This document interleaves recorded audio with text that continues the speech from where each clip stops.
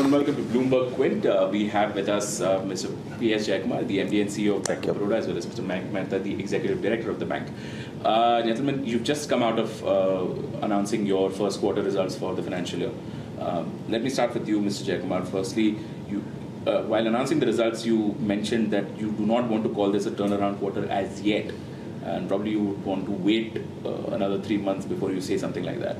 Why is that so? No, what I said was the data is clearly evidencing as it is a turnaround. We looked at it from every dimension. That said, it would be good for us to wait for one more quarter just to make sure that all the assumptions actually roll out. But clearly, we're in a better position today relative to what we were at the end of last quarter, as evidenced by growth, profitability, revenues, the way the NPA numbers themselves are moving, the provision coverage ratio across all dimensions. We're in a much more comfortable place. And the business is humming from all cylinders. Maybe, because this is a question that we keep asking every quarter, but the stress is an important bit of banking in the current scenario. On the stress side, what is the situation looking like? Are we fully in control at this point in time, unless pending any negative surprises later on? I think, as we were explaining, bulk of these slippages that we have seen today, this quarter, comes from our watch list. Simultaneous to that, we have seen a reduction in the SMA levels 1 and 2 considerably, as measured by the proportion of the ANR. A couple of NCLT decisions are expected to get implemented this quarter. We have sold some asset post-balance sheet event in July, a steel asset. Some amount of slippages are bound to be there, but when you take all of it together, it does seem to us that downside risks from this point of time to the overall gross NPA number in absolute terms and the overall net NPA numbers in absolute terms seems to be reasonably contained. We cannot for sure say there won't be any increase, but even if it is, it will be in a very manageable limit. And we are sure that it will catch up during the course. We'll improve back again during the course of this year. So as we project into March, it does look that things are very contained. But as you rightly pointed out, there have been surprises in the past, and there could be surprises in the future. Provisioning side, because that is something that takes into account your accounts that you would have classified as NPA in the past as well. Are aging provisions going to weigh down the results in any form? Aging provisions is almost an automatic process. And technically, a good asset will also have 100% provision if it can't be sold within the period that it is taken into account. But at the end of the day, we were looking for a guidance has been that we would provide some reasonable return on equity this year. And I think we are on course to that. Right. Mr. Mehta, let me come to you quickly. While announcing the results, you also pointed out that the share of the international book has reduced on the overall business.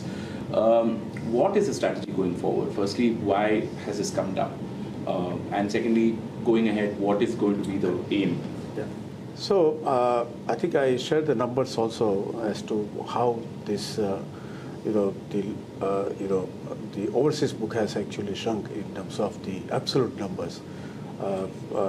And one of the reasons, or rather the major reason for that, was the LOU and buyer's credit, which was around 38,000 crore as of March 18, which is now just 18,000 crore. So that actually has, brought down our overseas loan book, which is around 97,000 crore presently.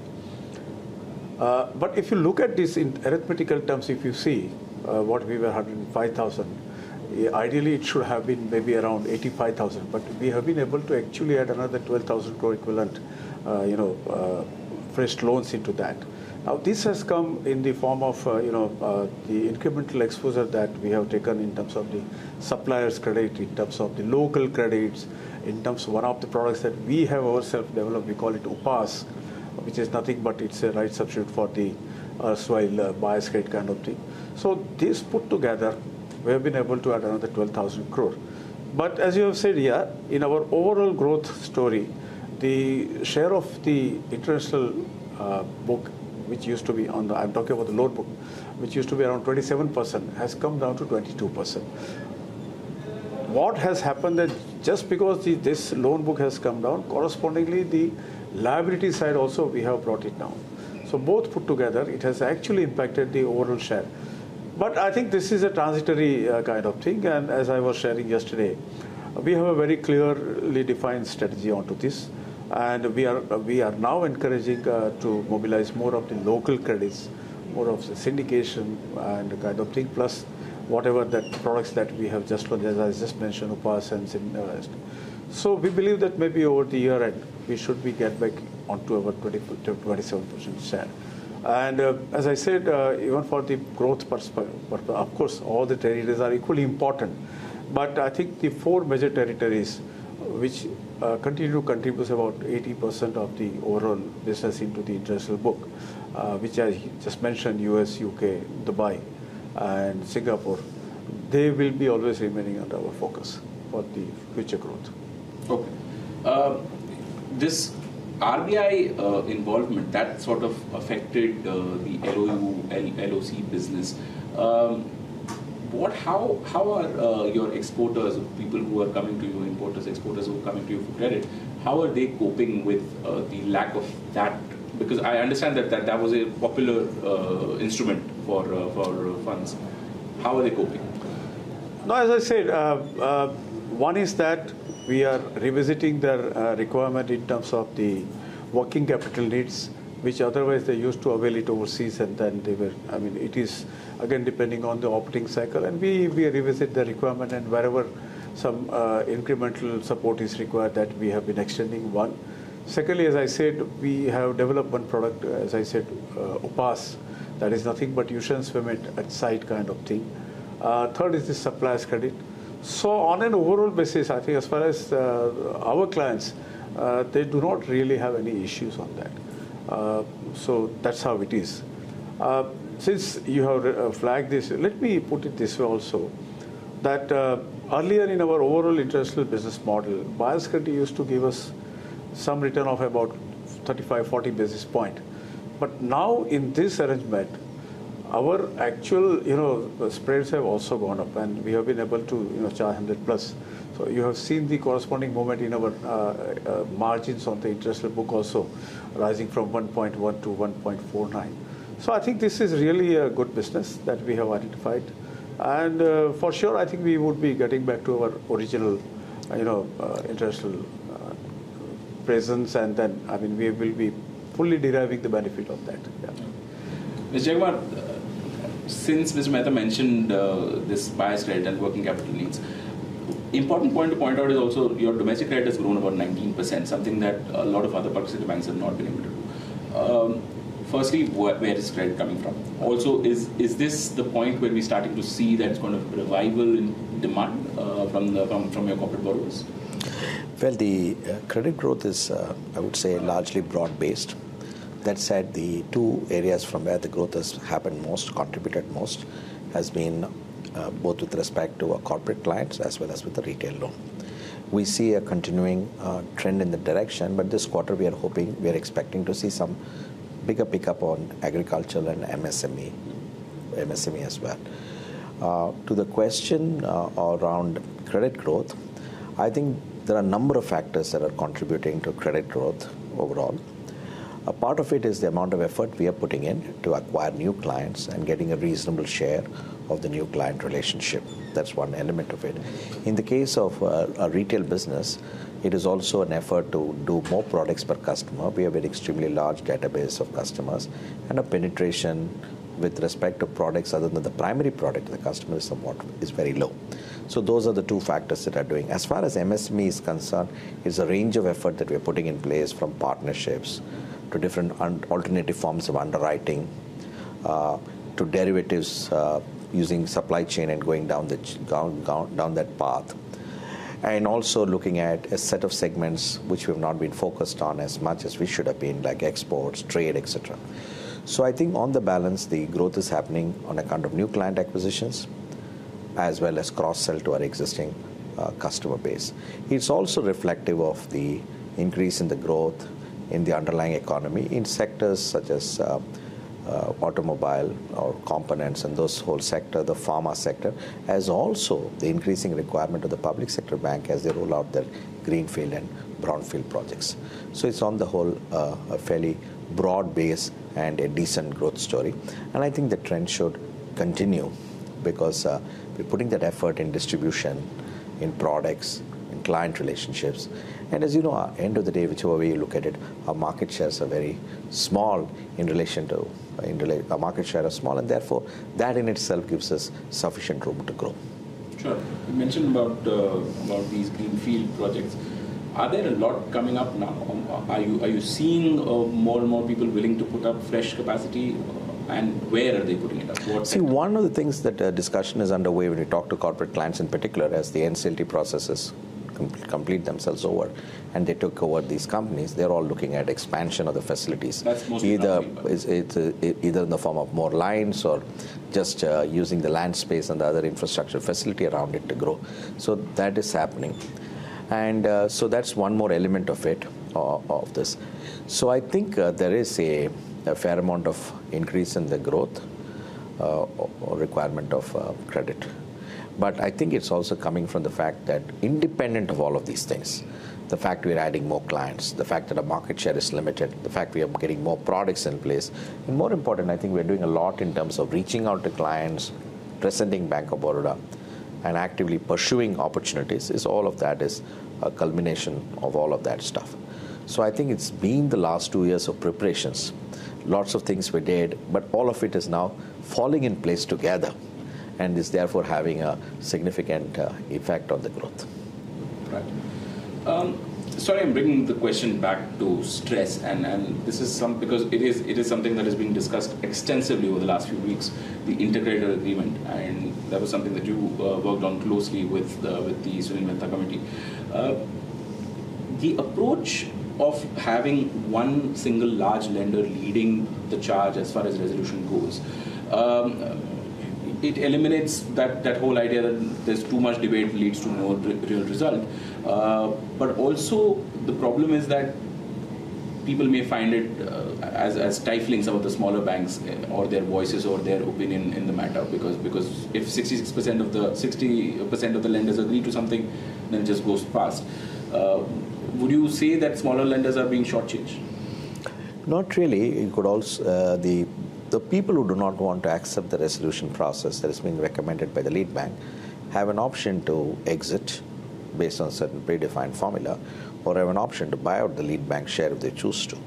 So, there is an alternative available as well. But look at it this way, that we have got to resolve the problems. Sometimes the smaller institutions can take a much more aggressive position because they have less to lose, as a matter of fact. So we also had those situations as well.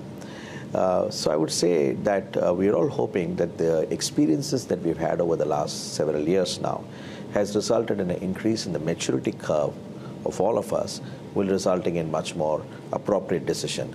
Also, there is a process of having a kind of a board that the IBA would set up, which would also be able to review the decisions that are being made.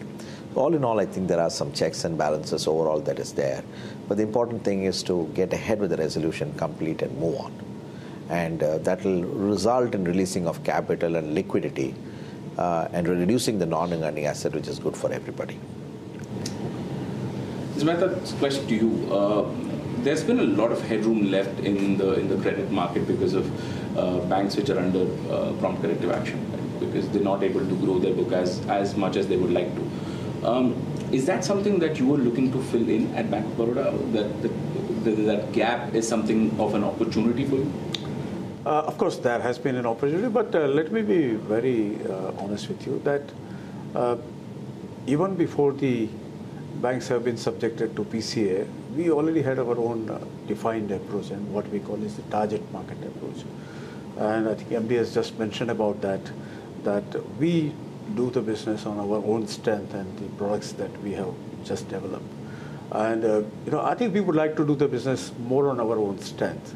And it's not about only corporate lending. It's about when we go now and to the client, it's not only that we go and talk to them about only the corporate credit, We talk to them about the retail. We are also talking to them about the liability side products. We're also talking to them about the advisories kind of thing. So it's more about getting the, what should I say, the total relationship. It's not about that whether some bank is subjected to PCA and that's where we see the opportunity. The answer to that is that we would like to do the business on our own strength and our own abilities. Okay. When you talk about growing the book, and both of you have mentioned retail repeatedly, but what is the strategy there? Because everybody seems to be sort of a clone of whoever is doing the lead business. Is there some form of a differentiating factor for Bank of Baroda? Are you working on something that will help you garner more customers there? There are three parts. One is that competitive pricing. I think we were the first bank that actually has offered the interest rate MCLR to the scoring based. I think, let me put it this way. I think we were the first bank, and I think even today, I think we are the only bank which has a scoring based pricing as far as the retail or particularly home and auto loans are concerned. So that gives us a strength, one. Secondly, that we have the marketing officers and relationship officers who have been very actively scouting for the new business. And third, that we have set up a CPC, what we call. So entire loan processing happens at the centralized process center. So what do we achieve with that? So there are two things. One is the standardization of process. So your post sales monitoring also is taken care. And second is the turnaround time. We are able to give the quick decisions onto this. So these are the two USP when we talk about the home loan business is concerned. And as MD would have heard, he was saying that perhaps one retail loan borrower would be encouraged to see to it that how his credit score improves so that he gets the benefit of a competitive pricing. So all this put together, I think we still have that competitive edge when we talk about the retail business, more particularly home and auto loans. Does that impact your margins at any level? Definitely, because the delinquency is also very low if you have gone for a better score kind of thing. And look at it this way, I think the cost of deposit we have been able to contain, which has just been 5.25, and our MCLR is 8.5 presently. So that itself provides us a good comfort onto this. This is a question I asked you earlier when you were announcing the results, but with the power sector stress and the focus on trying to resolve some of the stalled projects there, your power sector loan book seems to be growing. Firstly, what are the kind of clients that are coming up in terms of new fresh credit? And secondly, what about the stress resolution? Because it seems that there is this deadline that is looming, and there is not much clarity on how banks are supposed to proceed with respect to resolution. So the first part of where is our growth coming from, we're being fairly selective about it. But that said, there are a number of companies in the power sector who are fundamentally very strong, and they continue to increase capacity, sometimes through acquisition of stressed assets as well. And so in a sense, when that happens, there's a transfer of balance to us. But now the pricing and the cost at which the assets have acquired have been restated to make the lending transaction safe and attractive for us. So that is really what we are doing. Strong clients of us, long historical relationship, expanding in renewable and in the conventional power space, giving us an opportunity to grow. But we're not financing non-strategic players, in other words, people who run power companies as a business, but merely looking at it as private equity investment and those kind of stuff. So ours is principally dealt with core companies. So that's really where it is happening. As far as the non-performing assets is concerned, our share of the power exposure is still quite small. I think in the last calculation I did, it was probably 3.4% of the total market share. We have provided for these assets reasonably well, and whatever might be required would get sorted out through the year through the aging provision. Our approach to the resolution of the power asset is to let the lead bank drive the path, because our own share is very limited, and we would rather support the lead bank to come to in helping them to come to a resolution. So all in all, we'll continue to fund our existing customers who are well positioned in the power sector. most of which might come through inorganic growth. We are adequately provided. Some provisions may still be required, but those are already factored into our analysis for the financial year. And our approach is to strongly support the lead bank in helping finding resolution of the stalled power project. Last question to both of you all. FY20, what is the best case scenario? What is the worst case scenario as far as Bank of Baroda is concerned? Talking about FY20, not 19. No, 20. 20 I see as returning to normality as far as return on equity is concerned. I see us as one of the strong banks in the system. We see a large amount of balance sheet growth. We see our NPAs as coming to very acceptable levels in terms of ratios, and we expect to deliver a good double-digit return on equity. Whatever we have got as of now as problems should sort themselves over before that. And also the effort that we are putting in terms of the expansion in our distribution, new product lines, will all stabilize even better. The analytics center, the centers of excellence we are setting in other areas, all of which would fall in place. So more and more, we're trying to talk about what is this bank of future that we want to be. Few parameters. The first is that we are working hard such that our employees have more time to spend time with clients and also are able to provide better advice through, and therefore a fair amount of investment in training. That's one element. Second, on certain products, we are trying to move from being pipes to building platforms. Third, we are working on a range of partnerships that would help us to support. Finally, using analytics and technology to be able to anticipate and provide products for the customer much before even if they ask us. All of those things are models that we are building for future. So right now, the overall sense we have is that we have moved forward with a number of changes through our transformation exercise. A number of things are getting stabilized, but now we are looking at the next leap ahead, which we internally call it as a bank of the future. And these are some of the key areas on which we're working.